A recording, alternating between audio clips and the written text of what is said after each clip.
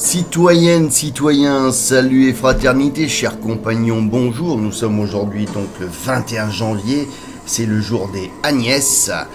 Le chapitre 100 de ce Tour de la France par deux enfants, écrit par G. Bruno, par une lecture de votre serviteur Grégory Baudouin. On baisse un peu les lumières, toutes les lumières. La dernière rafale de la tempête, la barque désemparée. Espérer et lutter jusqu'au bout est un devoir. Espérer et lutter jusqu'au bout est un devoir. Une autre variante de mon mantra, c'est vraiment mon mantra, qui abandonne une fois, abandonne toujours. Merci Monsieur Marius. À ce moment, une dernière rafale s'éleva, mais si brusque, si violente, que personne n'eut le temps de s'y préparer. Une lame énorme, furieuse, venant de l'avant, brisa d'un seul coup les deux rames. En même temps, elle emplit à moitié d'eau la barque, roula Julien, aveugla André et l'oncle Franz, qui perdirent pied. La bourrasque passée, nos quatre jeunes naufragés furent presque étonnés de se retrouver encore ensemble et de voir que la barque, quoique remplie d'eau, était toujours à flot. Par malheur, elle était absolument désemparée. On ne pouvait plus la diriger. On se trouvait comme une épave flottante à la merci du vent et des vagues qui pouvaient entraîner de nouveau l'embarcation sur le récif et l'y briser. On s'empressa de vider le canot, ce qui fut long.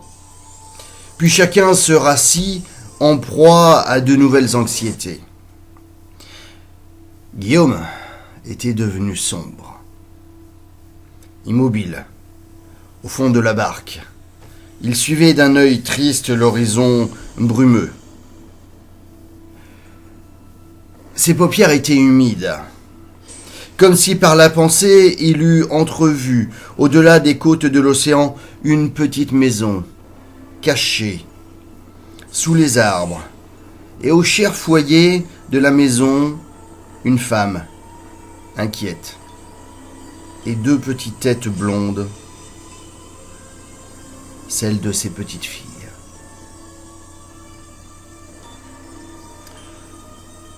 Un soupir profond souleva la poitrine du vieux marin, et ses yeux continuèrent à se perdre dans l'infini, dans l'horizon vide.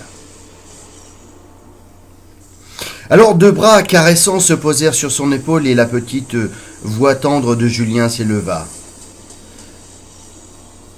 On eût dit que l'âme naïve de l'enfant avait entendu celle du vieillard et qu'elle venait de lui répondre.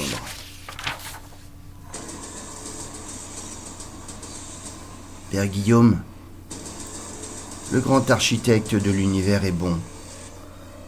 Et je pense à lui de tout mon cœur. Vous reverrez votre maison. Le grand architecte de l'univers t'entende, Julien.